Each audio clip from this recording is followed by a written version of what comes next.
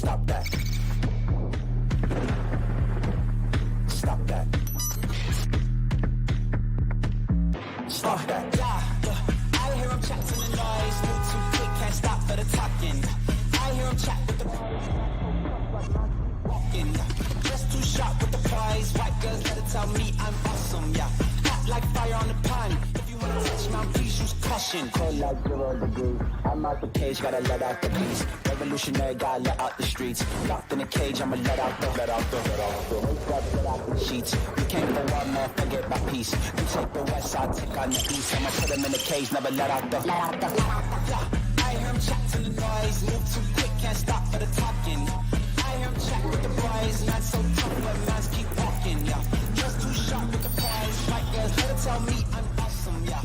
Hot like fire on the pan. If you wanna touch my please use caution. Stop that. Stop that. Stop that. We pride ourselves here on messy, and I suspect that this hour will be even a little extra messy by our standards. The only reason we pride ourselves on it is because we don't have any other choices. I'm in New York. The Big Apple. I'm here. Thank you, Stugotz. You got it. Very comfortable in that seat very quickly. I am here to report. I don't know if it's exclusively or not, but COVID is back. Everybody in the airport and on the airplane was coughing. I was in a giant tube of disease coming over here. Everyone around me is phlegmy coughing. And as I land here, Stugotz, and I do love our swampy, bejeweled dumpster in Miami, everyone in New York is saying this is the coldest it's been here in a very long time. That's funny. It's normally cold in New York, but it hasn't snowed in like 700 days. It finally snowed this past weekend. So it is pretty deeply unpleasant. You seem to be very comfortable in that chair. I'm worried. I had to hover over the proceedings because I'm worried that left to his own devices, Stugotz will spend all 3 hours today and all 3 hours tomorrow just talking about Mike McCarthy returning to the Dallas Cowboys. And I don't feel like Tony, you think you want him to be doing that? This is what you want to be talking about? It's kind of a big deal. I mean, yeah, it's a huge deal, Daniel, because Bill Belichick just left out in the cold all of a sudden. Is there maybe a backdoor deal? Who knows? Out in the cold? Yeah. You think Bill Belichick's going to be looking for work, do you? You think he's going to have a hard time finding employment? Look, his best deal was with Dallas, and now Jerry is like basically saying to cover his own ass, hey, yeah, Mike McCarthy's coming back. I wouldn't believe it so fast. You said, Stugotz, it's a perfect fit, and it sort of ignores that if Jerry Jones is in charge, Bill Belichick isn't. It's a perfect fit if Jerry Jones were willing to hire Bill Belichick, but Jerry Jones weren't Jerry Jones, is what you're saying. Yes, if Jerry Jones were someone other than Jerry Jones. Yeah, but do me a favor. Don't sell me on you'll win at all costs, because you won't. You won't, because you won't hire Bill Belichick. If you wanted to win at all costs, you would hire the greatest coach in the history of the NFL. He's there. He's waiting. He's probably wanting to take that job. And Jerry Jones does not want to give up any of his power to get a guy that will help him win a Super Bowl. Dan, it's odd. It's very odd.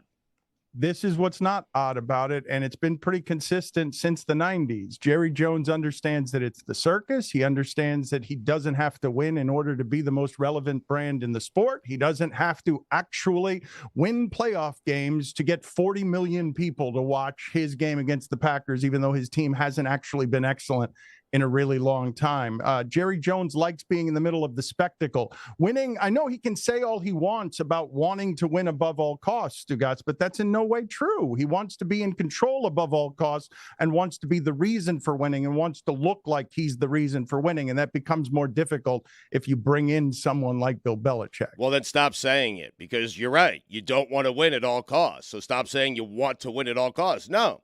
You want to win your way. You want to win the Jerry way. You want to win with Jason Garrett or Mike McCarthy. And it hasn't worked thus far. And so, Dan, it's just such a rare thing to have these two coaches available to just about any team that wants them. Jim Harbaugh and Bill Belichick. They give you an advantage. They give you the best chance to win a Super Bowl. And the fact that Jerry Jones does not want one of those guys because he wants Mike McCarthy back for another season is absurd. Can you guys put me in the video behind Stugotz so that I can just sort of hover above him and over his shoulder? Thank you. I like that look better. Just sort of keeping an eye on him because, and I want to look at his browser and I want to be able to see what it is that he's doing during the show to just inspect, because I suspect while I'm in New York for a couple of days here handling some Metal Arc stuff that Stugotz will attempt to get unruly. But I wanted to begin with something here. I do not know the Texas basketball coach, Rodney Terry. But you know how people get, look at how Tony smiles.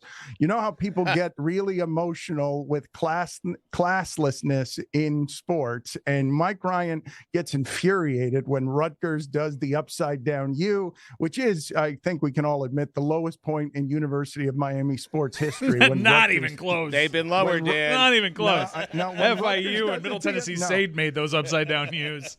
No, when Rutgers does it to you, Rutgers is over the last 100 years in Division One. In Division One, I can make the argument that Rutgers is as bad as any program ever. I know they've been better over the last 5 years. Like number 2 in the nation. There was like a number 1 versus 2 USF Rutgers game with Schiano the first pass. You're going to make me look this up. There is no worse feeling than Middle Tennessee State and FIU doing an upside down U in your direction. As someone that's experienced all three, I fancy you an expert as well. But trust me, you do not know which hit me worse out of those three, better than I do.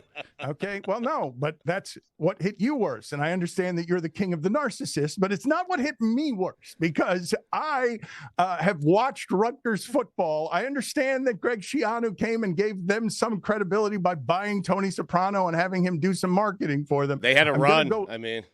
They did. They have had a run recently. I will agree with you. But let's look at what it is that happened with Rodney Terry and get me the sound of Draymond talking about Rodney. Because Rodney Terry was pissed in the handshake line after UCF, because UCF, thank you, Lucy, was doing the upside down horns.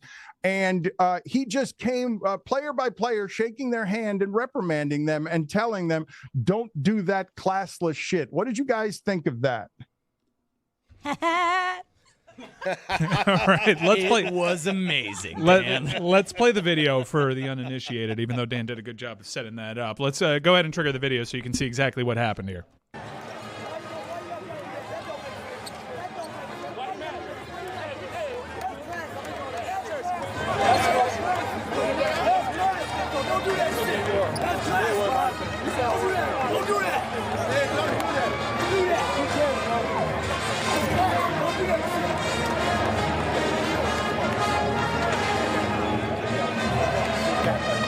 One by one, he went handshake. I mean, he did it to their face, one by one, the reprimand. How about you don't tell me what to do? I mean, how's that sound? How about you don't blow a 17-point lead at home to a team that just joined the Big 12, and you won't get the horns down on you, Rodney? I can't accept takes on this from people who support schools that don't have a hand gesture, because you really don't know what it lands like until you do. Because what someone is doing when they do your hand gesture, whether it's the USC fight on, or the Hook'em Horns, or the NC State Wolfpack, or the U, not every school has these things. So when you're doing that, you're essentially giving them the middle finger. And no one's going to respond well to a middle finger. It does not feel good. Get why did I get a that? Middle finger To be on the receiving end? because what Right. you know what a middle finger is? It's FU. Mm-hmm. So when someone does a hand gesture like that, it's an FU. And I think you're perfectly right to take exception to it. No, because the more triggered you get by it, the more people are going to do it, and then You don't have a hand gesture, Jess. I can't do the Fighting Irish knuckles upside down. All I can do is give you the finger. Does Clemson have? It doesn't bother you. Does Clemson have one? I mean, No. I can't do paws down. I can't do an upside down cross for Dabo. Like, these are not things. Run up the hill. Does Iowa have one? No, we don't. But our own head coach gives us the middle finger all the time. The best part about Who it has is that hand gestures? What are the schools that have hand gestures? Because off the top of my head, Texas and Miami are the ones that I think of. I don't think. Yeah, fight on for USC. I mean, there's hand gestures that are Fight on. impossible to do upside down. Like the war chant, the Seminole war chant, all I can do to add a flourish to it is maybe add a middle finger, which I've done in private. And I don't feel good about myself. Private? I can't do an upside down weird. gator chomp. That's not something that looks cool. Wait, so you're alone in your house and you have done this? Like, No, explain that. I'm at Right. games. I'm Okay. like, whoa, with a middle finger. Because it's a class. It's because I know how it feels when it gets done to me. And it sets me off. I don't like it. And I'm not. Everyone's telling me to stop and be chill. You guys don't have hand gestures. You don't know. You haven't seen it. Miss this house and miss that house and come straight for you.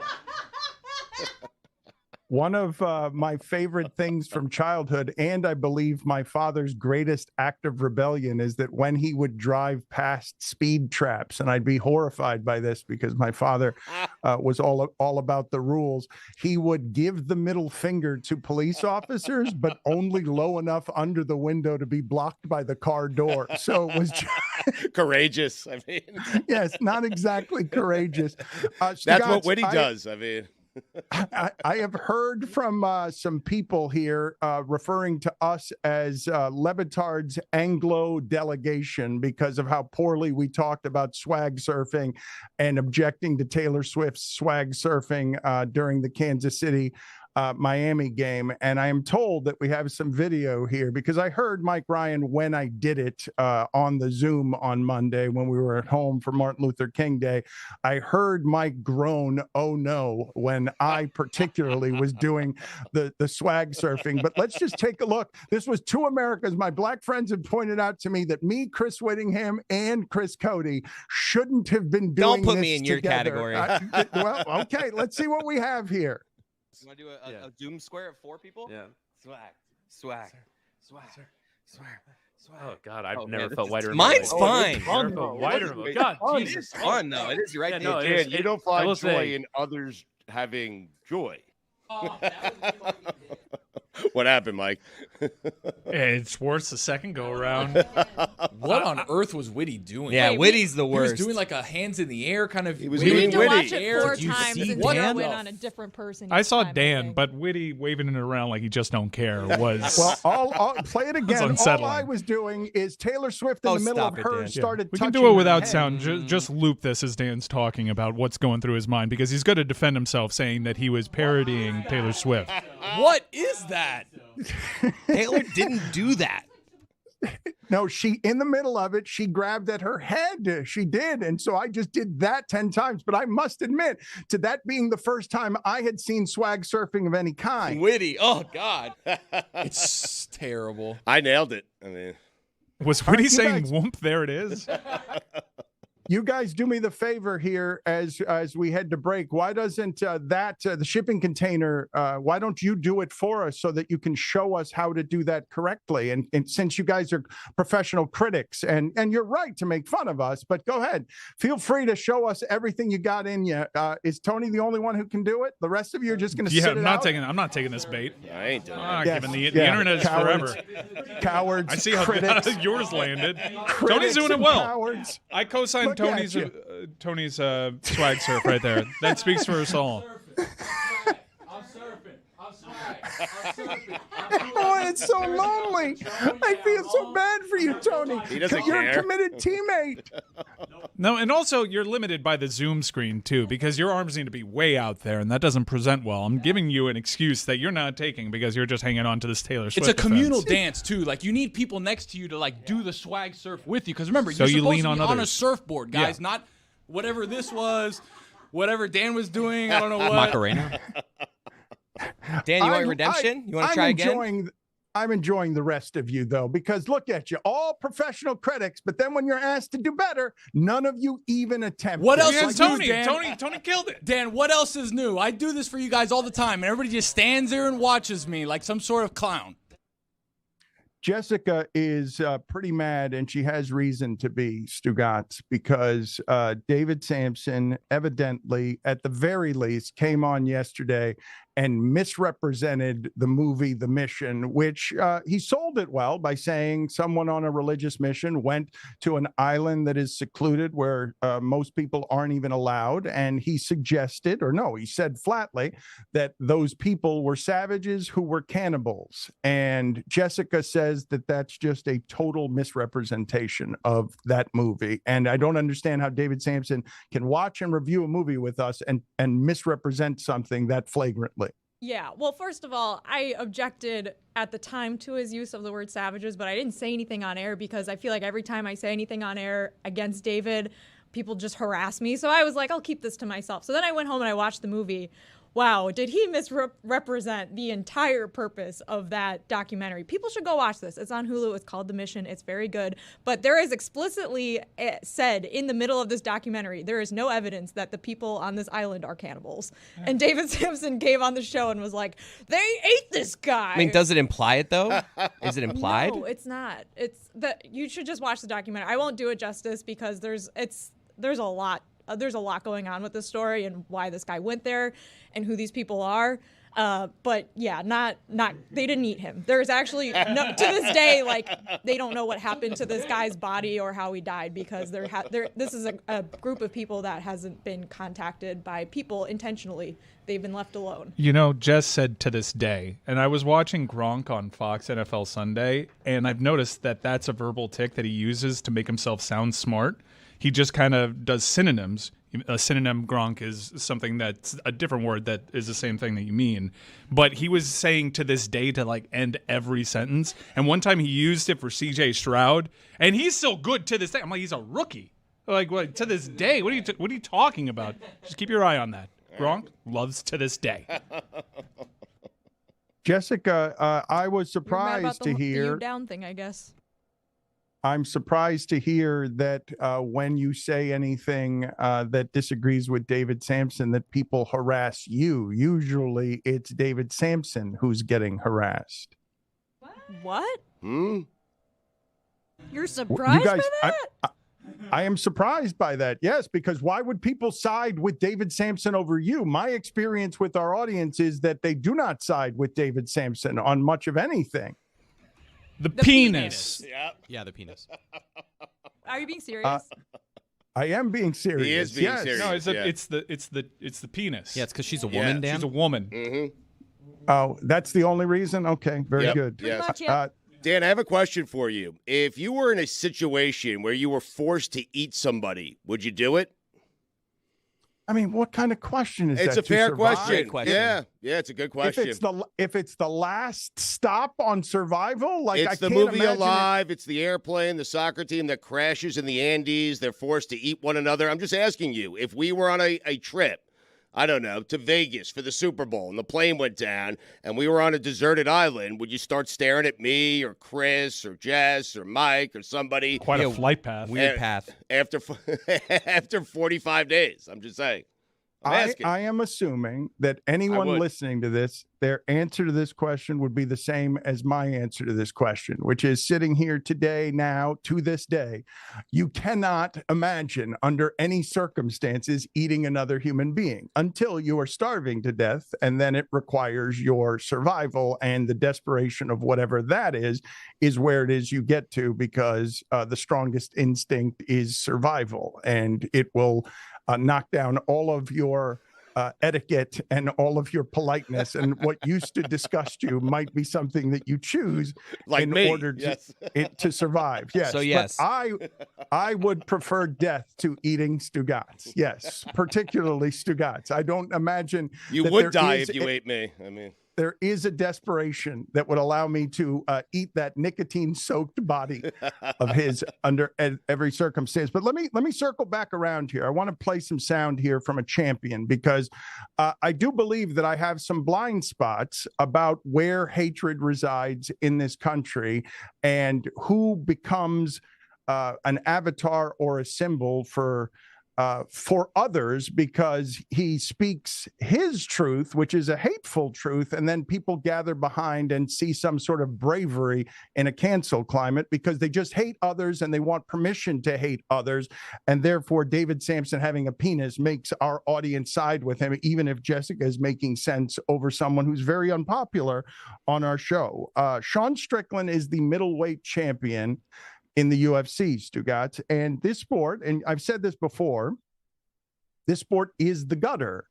It is a very bad, ugly business, and it is now being run by a person in Dana White who allows all of this to go on and takes the lane of profiting, of allowing his champion to speak this way in a press conference where he's wearing a shirt. I believe the shirt says women in the kitchen and guns in every hand, I believe is the shirt that he is wearing. And then listen to how he responds. This is a champion, Stugotz. This is a face of your sport. The sport does not have that many stars at the moment, and this guy is one of your champions. And I simply cannot imagine in football, in baseball, in basketball. I mean, hockey has an undercurrent of some of this, but it's not like this. I cannot imagine a modern athlete champion in a sport that people are covering like it's a real sport, talking like this without a reaction from the public and a backlash. We've got a pretty supportive gay and lesbian community in this city. I did want to ask you about something you wrote a couple of years ago. You said, if I had a gay son, I would think I'd... Oh, look, another reason I'm saying in the swamp, you guys, a swamp. You become a champion, you become a star, and some would say... Let me ask you something. Are you gay? Have you had the chance to interact with a more diverse... Are you gay? Could I get an answer? Well, I'm asking, this is a part of, are you a gay man? I'm an ally of the community. Okay. If you had a son and he was like, you had a son, he was gay, you'd be like, oh man, you don't want a grandkid? No problem with it. Oh man, well, dude, you're a weak fucking man, dude. You're part of the problem. You elected Justin Trudeau. Like, when he sees the bank accounts, like, you're just pathetic.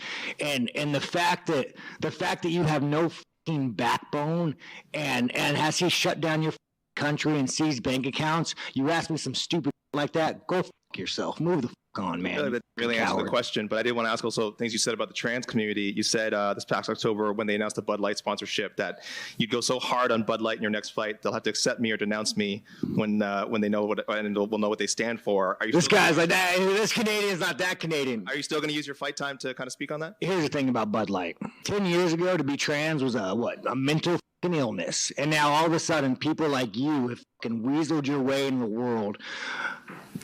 You are an infection.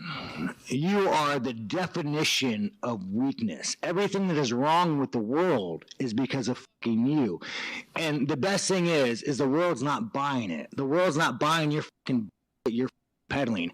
The world is not saying, you know what? You're right. Chicks have dicks. The world's not saying that. The world's saying, no, there are two genders. I don't want my kids being taught about, who they could school. I don't want my kids being taught about, their sexual preference. Like, dude, this guy is the enemy. You want to look at the enemy to our world? It's that motherfucker right there. Now, obviously, that's hateful. Obviously, it needs to be denounced. Obviously, it's appalling.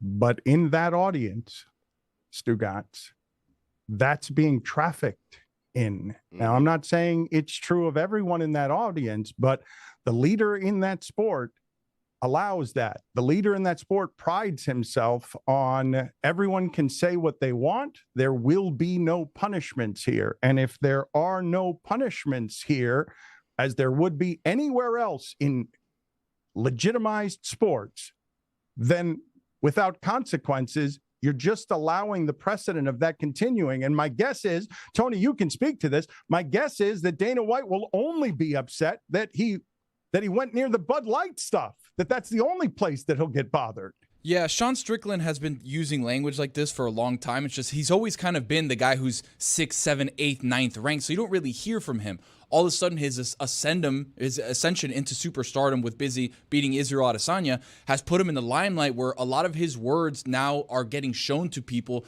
across multiple social medias. Like, Sean is the guy that speaks whatever is on his mind, as you can see. Like, this is some of the lighter stuff, by the way. If you actually That's know the Sean, lighter stuff? Yes, that's one of the worst sound clips we've ever played on this show. In a press conference with Strickland du Plessis, who he's fighting this Saturday, which is basically the only fight on the card that matters, Dan. I think that's an important distinction here, because nobody else on that card is really going to buy pay-per-views. People are not going to want to see them. This back and forth between Strickland du Plessis and Sean Strickland is why you're buying this fight.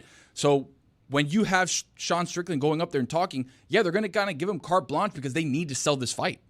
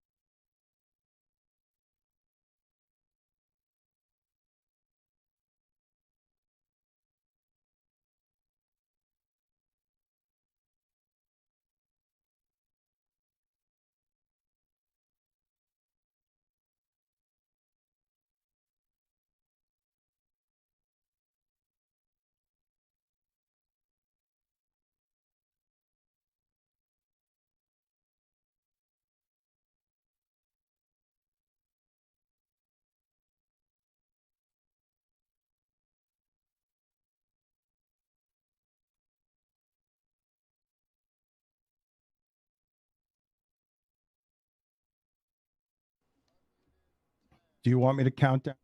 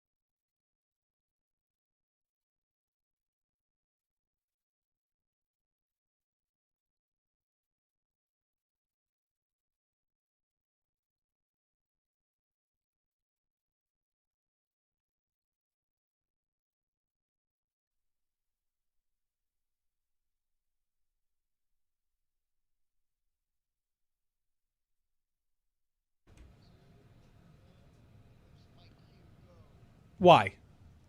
Why do we do this? Why we do this with Colby Covington? This is really like also the only way we approach mixed martial arts, and it's not that interesting of a topic to me. It's like, how does Dana White allow this? We know where Dana White's politics reside. He's spoken articulately, honestly, on why he allows this stuff. The fact that we played that clip, which I agree, Chris, that's as hateful a clip as I've heard on this show. And I was aware of it, and I saw quotes of it. I wasn't prepared for how I would feel after seeing 2 minutes of it. Fuck that guy. Yeah. Fuck him.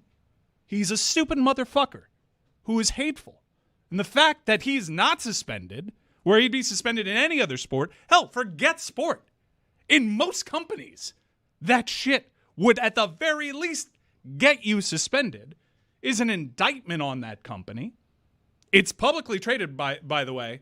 So Endeavor and TKO, you should answer for this in ways that he hasn't had to in other incarnations of this sport. That's why you platform it, though, Mike. The people need to hear it. We're all in our silos. We're all speaking to our own people with our own set of facts. This stuff, it can't I just don't need, exist. Dan, I will stop you right there. I don't need Sean Strickland to let me know that there's hate in this world.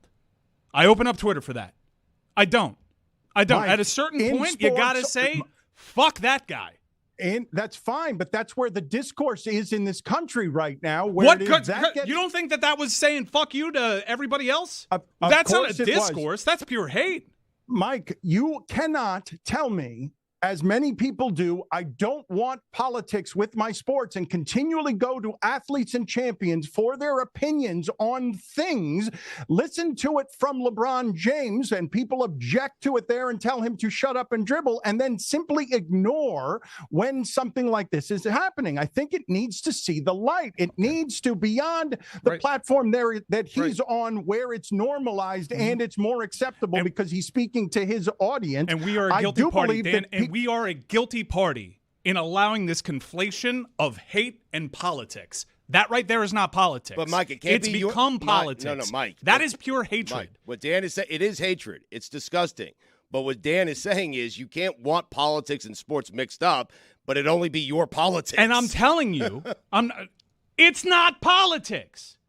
Up until like 8 years ago, it wasn't politics. And we've allowed for it to be political. It is not. I know how he votes because we've given license to people to speak like this freely. And when I hear all their political beliefs encapsulated in that, it is not political in nature. Mike, you say it is hateful. We've given license to speak this way freely. Not in sports we haven't. It's only in that sport. That it isn't across sports. You cannot speak that way.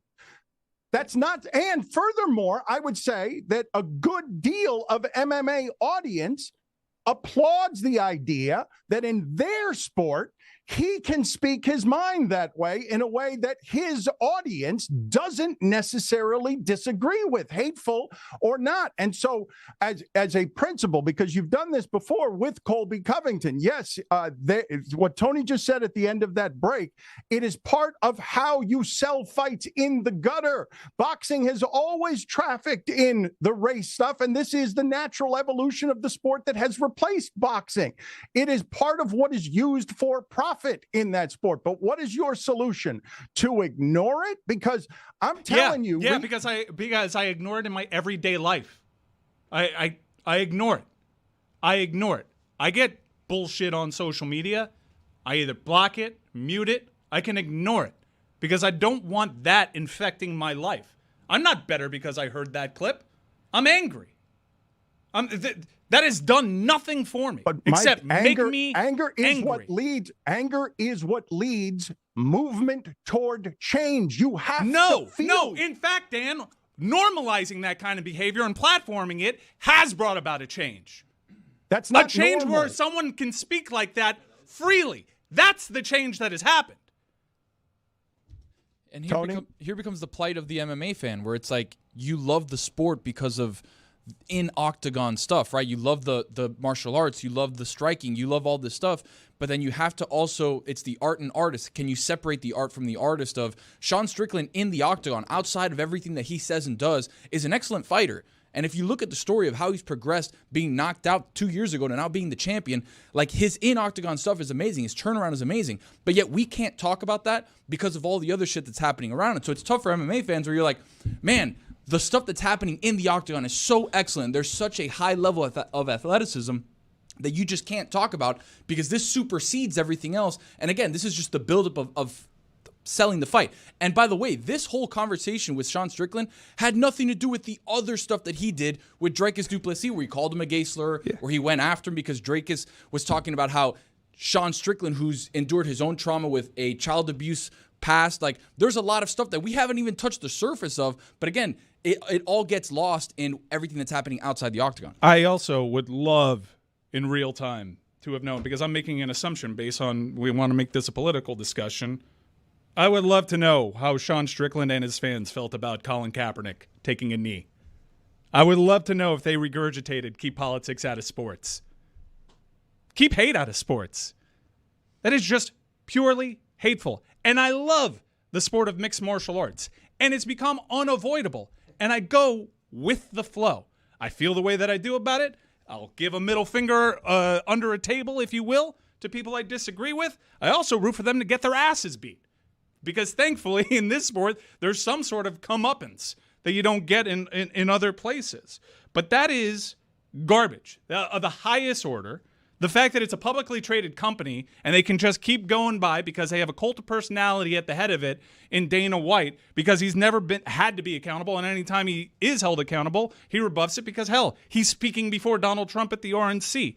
That is bullshit that we allow that. It's bullshit. And we can't ignore it. And we should. If there isn't going to be a punitive measure, let's move on. Move the fuck on. But there can't be a punitive measure, Mike, if the person in charge doesn't feel anything in the way of pressure. Like, there has to be the outrage and the reaction to it. Now, I understand that the reaction these days to the outrage is to simply say, you're too sensitive. You want to cancel me. This isn't freedom, you being outraged by every little thing. But this kind of speech is not a little thing. He's wearing a T-shirt that says, women go back in the kitchen. Well, like, what are we doing? Like that's not, well, we haven't even touched on that. That's hatred of 40 years ago. We kind of got past that. And now we're just rehashing it because there has been a change. And it's the same people that asked for politics to be kept out of sports and have introduced this vile hatred into it while being platformed, while being legitimized, as the former president of the United States sits next to Dana White, the head of their company, at big marquee events. It's just, as it's on ESPN. I asked Jimmy Pitaro, what gonads are you going to show me in this instance? Because that pay-per-view is on ESPN+. That is on ESPN+. And I know Disney is an inclusive company. I worked for it. You say nothing? You know what? You were right, Dan. I'll walk it back. End of the segment. I have to change my mind on something. I'm glad you made us play that video. Because while the UFC isn't going to do anything about it, I would challenge ESPN to make a public statement on this. Because that kind of hate is going over their airwaves. The Walt Disney Company. What? Are you a chicken shit? That you allow this with impunity regularly. But it's never been this vile. The guy's wearing a T-shirt that says, women belong in the kitchen, a gun in every hand. Disney's a family company. Hell, Disney's a company. Take family out of it. This is revolting. You have that guy's last name on a pay-per-view. At the very least, condemn it. Tony? Dan, you want the punitive measure. It's at the end of that clip that we're not talking about is the sponsorship between Bud Light. And Modelo was the sponsor before Bud Light. Obviously, everything that happened with Bud Light in the national media, right? Now they go to the UFC and say, hey, we're going to give you the most money we can to sponsor this event or sponsor, UFC in totality. But if Sean Strickland goes out, defends the title, beats Dricus, and then talks about Bud Light, the main sponsor for UFC, that's where you're going to have Dana go, hold on. We cannot have this happen. So I feel like that's the moment when Dana will step in. It's unbelievable that it's unbelievable that it's that overt. What's going on with Mike Vrabel? I think he's going to take the year off. Yeah. I think he should probably take a year off. How about Atlanta? But why?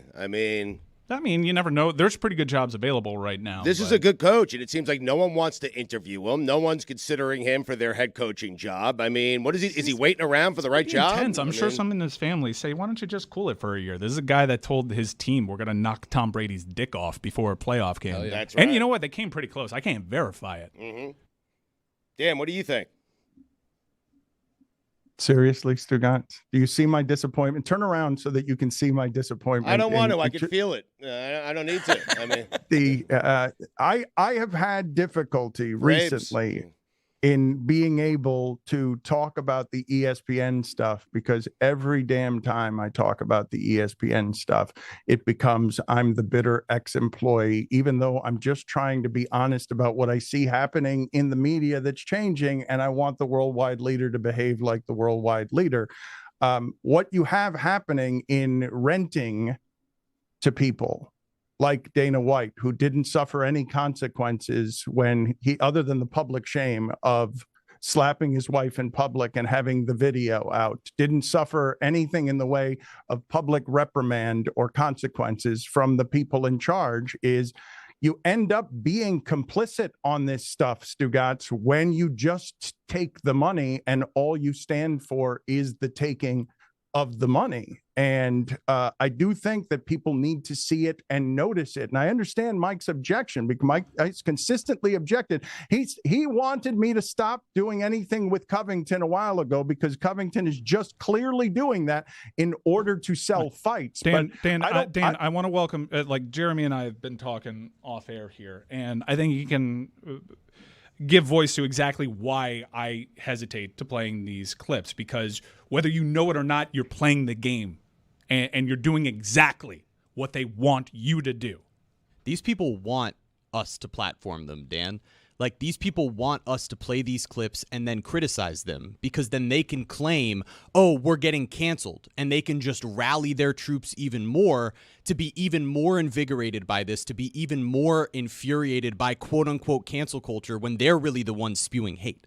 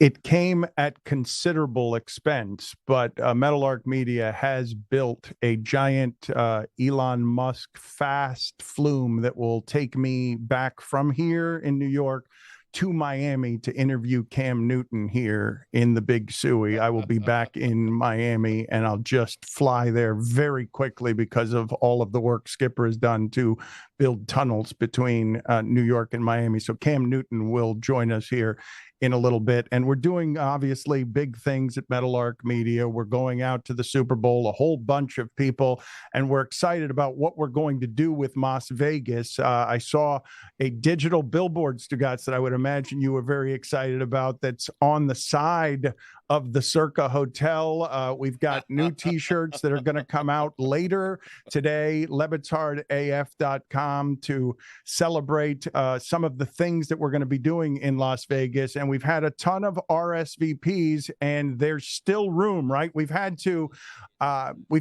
change a lot of things. We were going to do it in a smaller venue, but we've had to do it now in a larger venue, and the Circa has been an excellent partner where they're advertising it. We're going to make a big splash. We're going to look cool and different, and it's going to be a lot of fun to be doing this away from Radio Row when we go to the Super Bowl. And I'm getting more and more excited about it, Stugotz. But at about noon today, we will drop some Moss shirts if you want them. They're very cool. lebatardaf.com is where you go. I didn't get to this in the local hour, Stugotz, so I want to get to it now because as media changes and fractures, and as people make their own newspapers, I have seen that a Jake Eisher is reporting that Duncan Robinson has been made untouchable by the Miami Heat. That's funny. I just don't believe that. I don't believe he's that touchable. That is, I think he's touchable. Yes, I believe. I too have enjoyed his improvement, and I too would want on my team, no matter my team, to have someone who could do that from inside and outside. I do believe he's lining up to be, if not the most improved player in the league, one of them. But Dan, do they have a fine bucket in New York because you made Jake Fisher Jake Eisher? Okay, I'm sorry, I couldn't read my own my own handwriting here. That's so yeah, I'll put $5 down here. Well, it's $10. It's actually 10. Bad penmanship. Yeah. Said the name wrong, and you can't read your own handwriting. That's $5. $5 and $5. $10, Dano. Can we get to the original point though? And what was you it? shouldn't That Duncan trust Robinson media. is untouchable? I mean, that's laughable. That is ludicrous. Let me tell you that. Like, if the right guy is available to the Heat, Pat Riley's going to draw the line at Duncan Robinson? I don't buy it. I love your exclusive. I love your exclusive report. Stugotz of Meadowlark Media. Duncan Robinson, touchable. Yes, let's report that. But I guess the larger point, a larger conversation that I want to have with you guys, because media is changing and where the credibility goes when people have to do their own discernments. You see that a whole lot of people are mad at Adam Schefter for reporting Jason Kelce's retirement before Jason Kelce was ready to report his retirement. Jason Kelce, in the emotion of the moment, they lose to Tampa Bay. The single best time to ask a football player if he wants to quit is as soon as his season has ended. That's the time that you're going to get the most people saying, yes, I would like to no longer play this sport. If you ask them in the emotion of losing and their body's hurting after 17 games or 18 games, if you're playing playoff games. And I wanted to ask you, because a lot of people make the joke, Stugotz, that Tom Brady came back just to make Adam Schefter's report wrong. But Adam Schefter tends to get it right when he's reporting that people are retiring. And my question to you is, what is the media's responsibility in that situation? Because it seems to me that a lot of fans are getting mad because Jason Kelce doesn't get to do this intimate personal thing, doesn't get to have control over what he's doing because the information people are fighting over who gets to report it first, and something that should be personal, emotional, and something that is shared privately with your family is something that we feel entitled to as sports fans because we love and we pay the information guys to give us the information first. Adam Schefter is a reporter. He's a very good reporter, perhaps the best NFL reporter that we have. His job is to report the news that he gets from his sources, and I'm okay with Schefter making that report. Jason Kelce needs to learn, Dan. If he wants to do this stuff on his own platforms, it takes a minute to get used to it because I believe that's what's at play. That Jason Kelce wanted to announce this on his terms, on his platform, on his very popular podcast, and did not have the opportunity to do it. I don't blame Adam Schefter for it. I blame Jason Kelce for letting it out, for saying it. If it's that important to him to keep it under wraps, here's a thought. Don't tell anyone. Yep.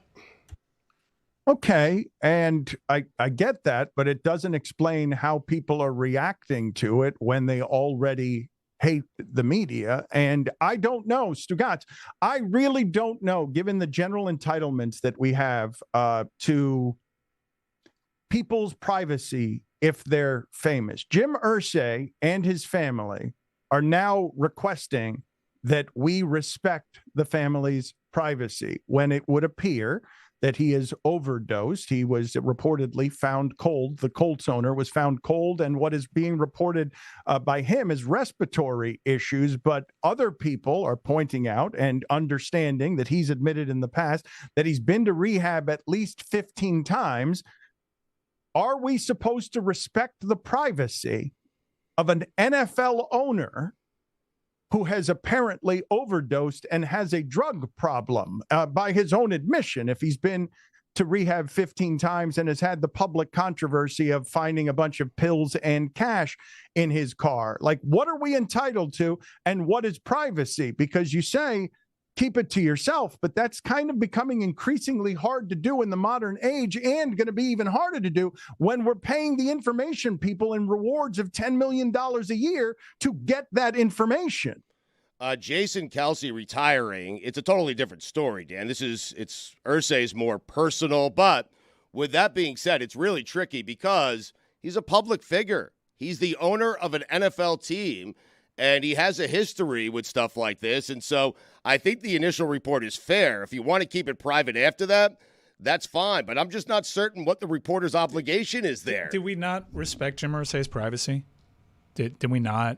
Like a couple weeks ago when I think most people privately met the respiratory illness with a fair amount of skepticism because of what Dan has articulated, because it's known about Jim Irsay and his past and his struggles with dependence. Didn't we? And aren't we?